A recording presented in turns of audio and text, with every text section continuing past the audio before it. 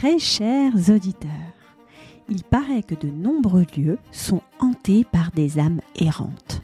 Ces âmes qui restent parfois attachées à leur habitation, à nos rêves et même à notre quotidien. Souvent invisibles et imperceptibles, il arrive cependant qu'elles ont un tel besoin de communiquer qu'elles se manifestent pendant notre sommeil et hantent nos nuits. Je vais te raconter l'histoire de Marie, une femme très sensible qui a décidé un jour, sans le savoir, d'emménager dans un appartement maudit. Bonjour à toi, j'espère que tu vas bien. Je suis très heureuse de te retrouver dans cette nouvelle chronique où je vais te raconter aujourd'hui l'histoire d'une cliente exceptionnelle, Marie. Marie, lorsque je l'ai rencontrée, je dois t'avouer que c'est une femme qui m'a beaucoup touchée. Tellement elle a un grand cœur, elle est d'une sensibilité extrême et elle est connectée en puissance à l'amour inconditionnel. Je crois que j'ai jamais vu une femme ou même une personne d'ailleurs autant connectée au love. On pourrait même l'appeler Madame Bisounours, tellement on sent que cette âme est vraiment connectée à l'humain dans un amour sincère. Et la première fois que je l'ai rencontrée, j'ai vraiment ressenti en elle cet amour puissant et cette envie finalement de donner de l'amour à tous les gens qu'elle côtoyait autour d'elle. Et Marie, je l'ai connue lors d'un entretien parce qu'elle s'est inscrite à la formation luminescence et elle fait partie aujourd'hui des lumineuses. Et elle a intégré le cercle des lumineuses au mois de mars 2024. Et lorsqu'elle a pris cette décision d'intégrer le cercle des lumineuses, c'est parce que justement, elle avait cette grande sensibilité et cette grande réceptivité depuis toujours. Et malheureusement, pour Marie, elle avait perdu son conjoint assez brutalement. Et quand son conjoint est parti dans l'au-delà, ses perceptions se sont décuplées.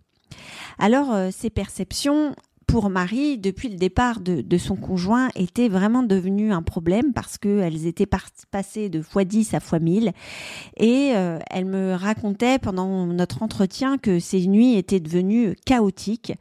Elle dormait seulement 3 heures par nuit, tellement elle n'arrivait jamais à trouver le sommeil. Et elle se sentait dérangée en permanence par une force invisible, me disait-elle. Elle l'exprimait vraiment comme ça. Et lorsqu'elle parvenait à trouver le sommeil pendant ces courtes heures, celui-ci était rempli de cauchemars. Donc c'était pour elle vraiment compliqué et luminescence a été pour elle vraiment quelque chose de très précieux parce que d'une part, elle a mis de la compréhension sur ce qui se passait dans l'invisible, mais aussi elle a compris comment pouvoir maîtriser tout ça. Alors, en me connectant davantage à elle, effectivement, Marie semblait vraiment dérangée par une force invisible qui tournait autour d'elle et spécifiquement dans son appartement. Et pourtant, contrairement à beaucoup de personnes, quand en général on a des entités qui tournent autour de nous dans notre lieu de vie, en général on s'y sent pas bien, on n'a pas très envie de rentrer chez nous, on se sent pressé, il y a peut-être des pièces dans lesquelles on se sent moins bien. Et Marie, elle me disait, mais tu sais Betty, je me sens bien moi dans mon appartement, j'aime beaucoup y vivre, j'aime beaucoup être chez moi, je suis dans mon cocon. Et c'est surtout la nuit finalement que ça se passe pas très bien. Alors elle me dit, Betty, si tu peux trouver une solution juste pour que je puisse passer des nuits calmes, sereines, je t'en remercierai toujours. Et donc on a travaillé ensemble justement pour qu'elle puisse retrouver cette sérénité pendant sa nuit. Alors ce qu'il faut que tu saches, c'est que les manifestations de l'invisible, et en l'occurrence les entités, qu'elles soient néfastes ou lumineuses, ont plus facile de se manifester la nuit auprès de nous. Pourquoi ? Parce que nous sommes dans un état de semi-conscience quand nous dormons, ou en tout cas quand on essaye de s'endormir, on est vraiment dans des ondes cérébrales qui aspirent au calme. Et à ce moment-là, nous avons plus la possibilité de percevoir ces entités ou ces manifestations. Et notre mental ne fait plus barrière à ce moment-là. Et c'est d'ailleurs dans cet état cérébral-là que moi, je vous accompagne dans Luminescence pour que vous puissiez vous connecter avec les entités. C'est un état vraiment cérébral qui permet de nous connecter à l'invisible, donc où il est important d'avoir du calme et de la sérénité. De plus, notre immobilité, quand nous nous couchons, fait que ces entités ont plus facile, tout simplement, de se manifester et nous sommes donc plus à même de les ressentir ou de les voir parce que finalement, nous sommes pleinement connectés à notre environnement. Donc Marie, elle, ce qu'elle me racontait, c'est que pendant ces nuits, elle se sentait surtout oppressée au niveau de la poitrine et elle sentait parfois une présence près d'elle, dans son lit, même à côté d'elle. Et même dans le pire des cas, quand son sommeil avait été très, très agité, elle se réveillait parfois même avec des traces rouges sur le corps. Une fois, elle m'a même envoyé une photo. C'était assez hallucinant. Mais effectivement, elle me dit, écoute, je te jure, je n'ai rien fait. Et elle avait comme une trace de lacération autour de son cou. Alors là, peut-être que tu es en train de te dire, non mais Betty, qu'est-ce que tu es en train de me raconter? Des histoires d'exorcistes. On est dans une forme de possession. Tu es en train de nous refaire le remake du film. Alors non, je ne te refais pas le remake du film, mais sache que effectivement, on a dans le monde invisible des formes de possession. Ça peut exister. Ce que te montre l'exorciste, ça a existé. Il y a ces fameux films avec l'histoire des Warren qui étaient une médium et un démonologue américain qui ont vécu des histoires assez incroyables avec les démons. Et ça, effectivement, ça existe. Alors, rassure-toi, c'est pas quelque chose qu'on voit le plus dans le milieu de l'invisible. C'est vraiment lorsqu'on joue, j'ai envie de te dire, avec le feu, quand on va s'amuser à faire du Ouija ou qu'on va carrément invoquer les énergies obscures, ou alors que par malheur, comme Marie, on tombe sur un appartement où il y a eu des histoires un peu spéciales à l'intérieur, mais ce n'est pas vraiment la majeure partie du monde invisible et heureusement, c'est pas du tout mon objectif de te faire peur, mais en tant que formatrice et initiatrice de ce monde, il est aussi de mon devoir de te montrer que l'invisible a aussi son côté obscur et qu'il est important de connaître son existence pour que lorsque tu t'amuses avec ce monde, parce que on peut aussi s'amuser avec ce monde invisible, que tu saches que tu peux rencontrer ce type d'entité et comment faire finalement pour t'en protéger. Alors, Marie, lorsque je me suis connectée à elle lors de sa lecture d'âme, parce que quand on est lumineuse, on a une lecture d'âme que je réalise pendant 2 heures avec toi. Et quand je me suis connectée à son énergie, j'ai immédiatement senti des présences autour d'elle et des présences qui étaient effectivement loin d'être lumineuses. J'ai senti que ces présences n'étaient pas liées directement à elle, mais plutôt effectivement à son appartement. Alors quand c'est ça, quand j'arrive à différencier finalement que l'entité n'est pas liée à la personne mais plutôt à l'appartement, j'enchaîne par une série de questions parce que quand je suis avec toi en lecture d'âme, je suis en direct avec toi au téléphone, puis je suis capable de communiquer avec les esprits, les guides, mais aussi avec toi. Et là, j'entame une série de questions pour savoir un petit peu l'histoire de cet appartement. Et Marie, à ce moment-là, me dit, écoute Betty, je ne connais pas très bien l'histoire de cet appartement, ne serait-ce que il y a quelques années en arrière, il y a eu des histoires de mœurs, mais j'en sais pas plus. Alors les histoires de mœurs, ça veut tout dire et rien dire, ça peut être des choses tout à fait futiles comme des choses très graves. Et la seule chose qui me restait à faire, c'était de me connecter à l'énergie de son appartement. Et quand j'ai demandé à l'équipe de lumière qui m'accompagnait, effectivement, ils m'ont tout de suite menée dans son lieu de vie. Donc j'ai pu visiter à distance, c'était assez incroyable, les différentes pièces de son appartement. Et j'ai senti particulièrement une lourdeur dans sa chambre. Quand je lui raconte tout ça à Marie, elle me dit « Mais effectivement, Betty, c'est là que se passe la majeure partie des manifestations dans mon appartement. C'est d'ailleurs là où je dors et c'est là où c'est compliqué pour moi. » Et donc, c'est là effectivement que je sentais qu'il y avait beaucoup plus de présence. Et puis, tout en continuant mon tour dans cet appartement, tout à coup, en fait, j'ai été projetée dans une forêt Et cette forêt était vraiment sombre et lugubre. Donc quand je te dis je suis projetée dans une forêt, c'est pas dans les réalités, hein, c'est dans mes visions, dans ma clairvoyance. Et j'entendais donc par ma clairaudience dans cette forêt des cris et des pleurs. Et il y avait comme une odeur de sang. Donc autant de dire que l'image n'était pas géniale, les ressentis non plus. Et en plus, l'image s'éclaircissait, devenait de plus en plus détaillée. Et en avançant en fait dans cette forêt, je voyais des femmes allongées sur le sol. Certaines étaient en souffrance, d'autres étaient inertes. Et c'était vraiment très très horrible à voir.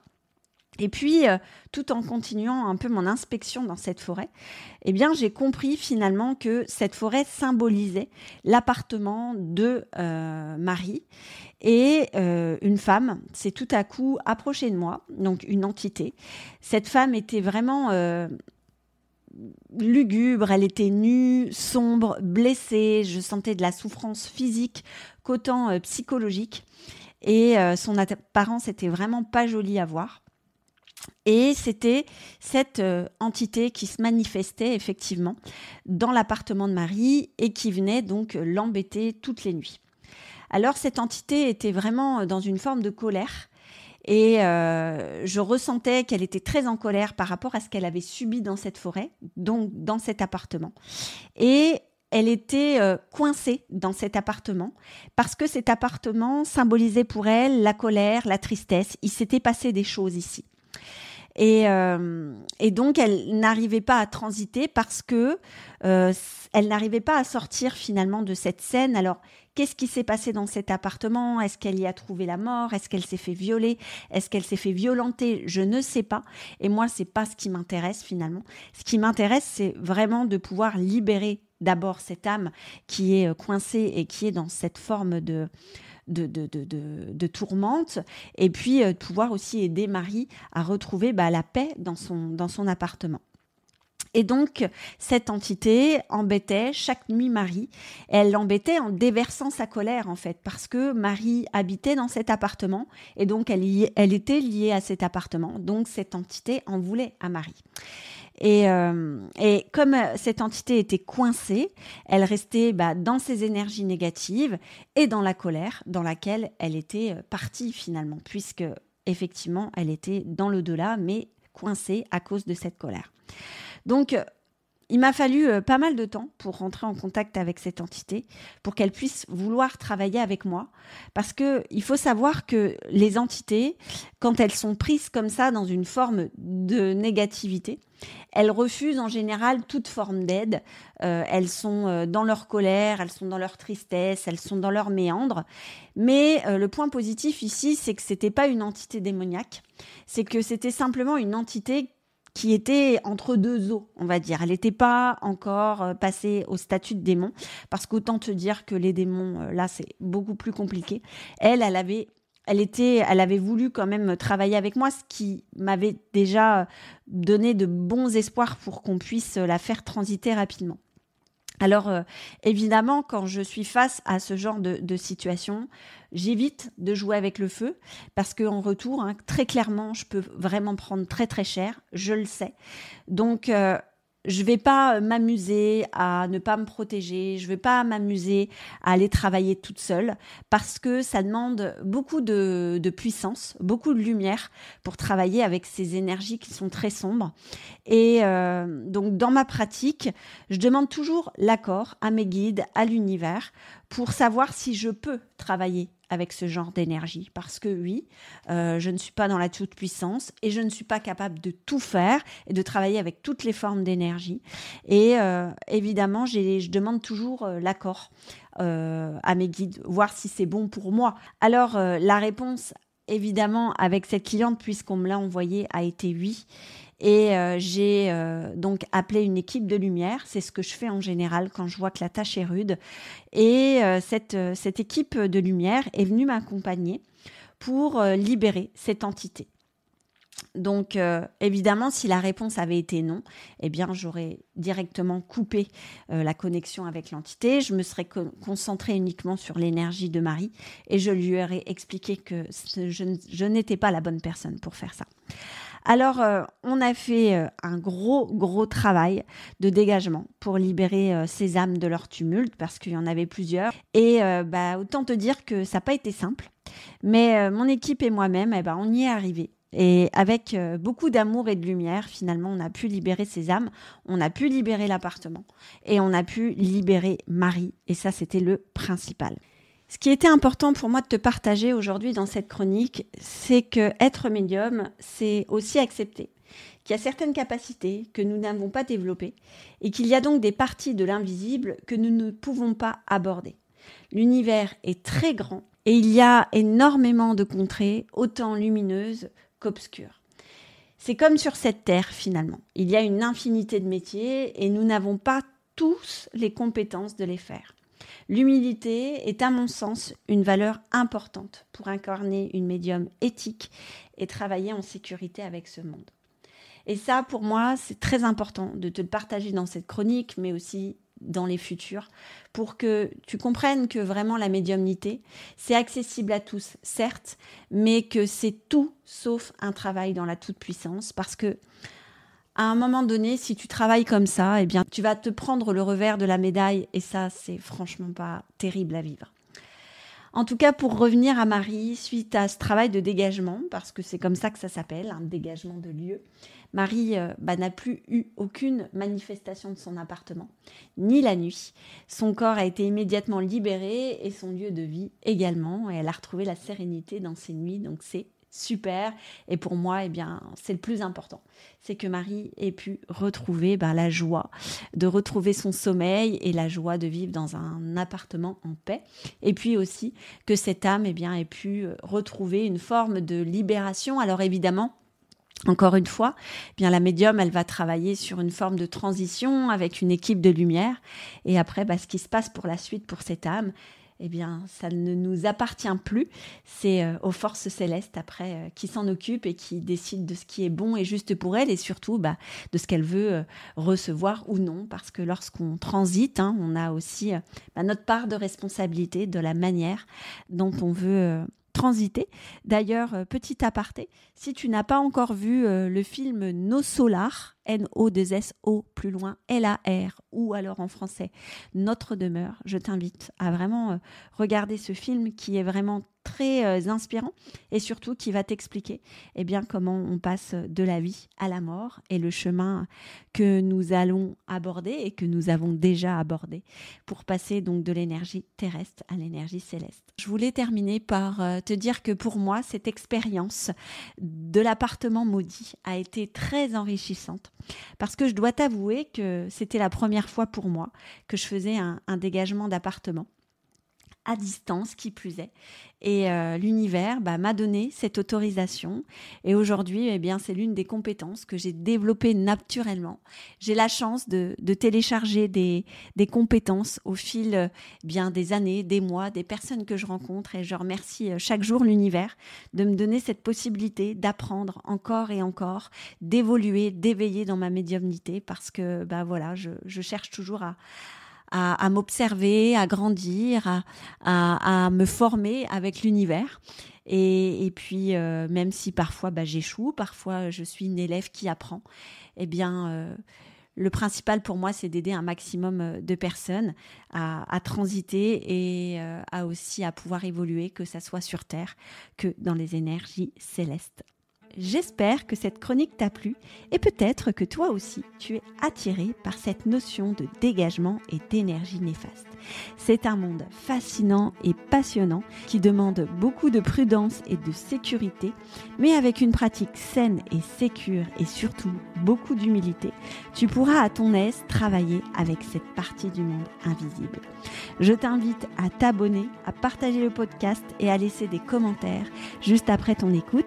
Et si tu veux en savoir plus, je t'invite à rejoindre ma communauté Facebook L'Effet Positif ou ma page Instagram Betty Brochet âme. Merci de m'avoir écouté. À très bientôt pour un nouveau chapitre des Chroniques du Médium.